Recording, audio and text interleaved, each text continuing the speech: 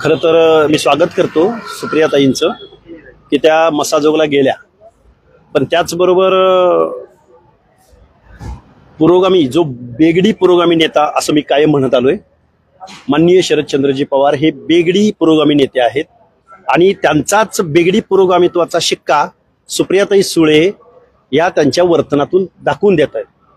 त्याचं कारण असं की ज्या सुप्रियाताई सुळे ज्या मस्साजोगला गेल्या त्याबद्दल त्यांचं अभिनंदन, पण त्याच सुप्रिया सुळे यांच्या लोकसभा मतदारसंघातील भोर तालुक्यातील उतरोली गावामधील विक्रम दादासाहेब गायकवाड या नवबद्ध तरुणाचा जी काही हत्या झालेली आहे, ऑनर किलिंग झालेलं आहे, ते प्रकरण मात्र खासदार सुप्रिया सुळे बेगडी शरदचंद्रजी पवाराची बेगडी लेक वारसा चालवणारी, त्यांना इतर जातीमधले किलिंग, इतर जातीमधल्या हत्या दिसत नाहीत।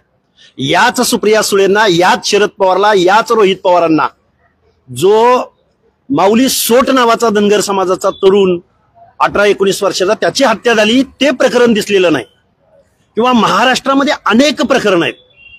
या सुप्रिया सुळेंना भोर तालुक्यातल्या उतरोली या त्यांच्या मतदारसंघातली ही हत्या दिसत नाही, ऑनर किलिंग दिसत नाही, हत्यारे दिसत नाहीत, पण राजकारणामध्ये मायलेज भेटतं।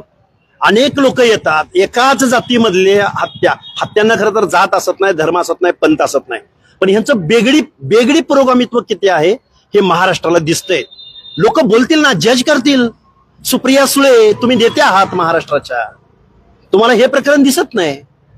खरं तर हे बेगडी पुरोगामी नेते आहेत। खरं तर हत्यांच्या आडून राजकारण करणारी ही टोळी आहे।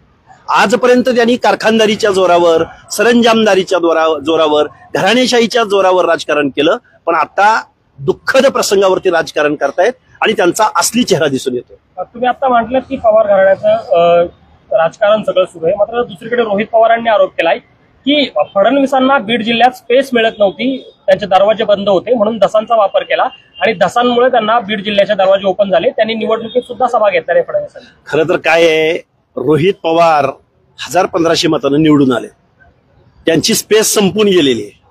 कसे बसे निवडून आलेले, बीडमध्ये ऑलरेडी माहितीचे आमदार निवडून आलेले आहेत, त्यामुळे बीड जिल्हा कुणाचा आहे आणि देवेंद्र फडणवीसांना बीडची स्पेस शोधायची काय गरज आहे?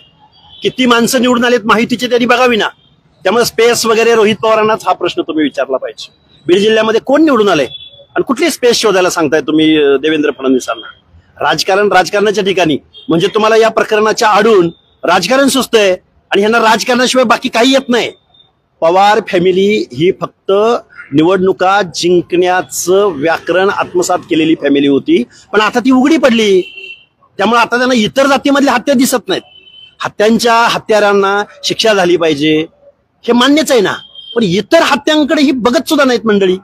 सुरेश धस आणि धनंजय मुंडे यांच्या भेटीकडे तुम्ही कसं पाहता? सुरेश धस आणि मुंडे साहेब यांच्या भेटीकडं ज्या पद्धतीनं वाल्मिक कराड आणि मनोज जरांगे यांची 4-5 महिन्यापूर्वी पहाटे भेट झालेली होती, त्यांची भेट ज्या अर्थानं झालेली होती त्याच अर्थानं ही पण भेट झालेली असेल। त्यामुळे मी दोन भेटींकडे वेगळ्या भावनेने बघत नाही। जरांगे जसं धसांना आरोपीच्या पिंजऱ्यात उभं करतायत, मग जरांगेंना कुठल्या आरोपीच्या पिंजऱ्यात उभं करायचं? त्यांनी वाल्मिक कराडांबरोबर कशासाठी भेट घेतलेली होती पहाटे, आणि 5 महिन्यानंतर त्यांनी ही भेट जाहीर केली किंवा त्याच्याबद्दल बोलले। त्यामुळे जरांगेंनी पहिल्यांदा वाल्मिक कराडांबरोबर त्यांची का भेट झाली होती याचं उत्तर महाराष्ट्राला दिलं तर बरं होईल। आणि दुसरीकडे रोहित पवार असं म्हणतायत की जरांगेंची स्पेस कमी करण्यासाठी सुरेश धसांना मैदानात आणलं, मात्र दुसरीकडे धनंजय मुंडेंऐवजी पंकजा मुंडेंचं महत्व वाढत असताना पुन्हा एकदा धस आणि मुंडेंची भेट भाजपने घडून आणली। जरांगेंची स्पेस उरली असं रोहित पवारांना म्हणायचंय का? लोकसभेला जरांगेच्या नावा आडून तुम्ही काय काय उद्योग केले या महाराष्ट्रामध्ये, आणि तेच विधानसभेला सगळे ओपन झाले महाराष्ट्रासमोर। त्यामुळे रोहित पवार, जरांगे वगैरे त्यांच्या आडून तुम्ही जाऊ नका।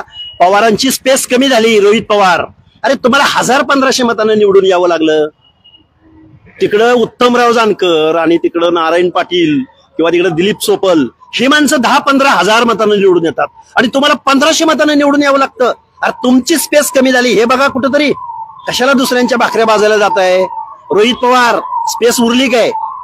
कान कापून तुमचा विजय साजरा केलाय तुमच्या कार्यकर्त्यांनी, त्यामुळे उगाच कोणाची स्पेस वगैरे काढू नका, काम उभं करा।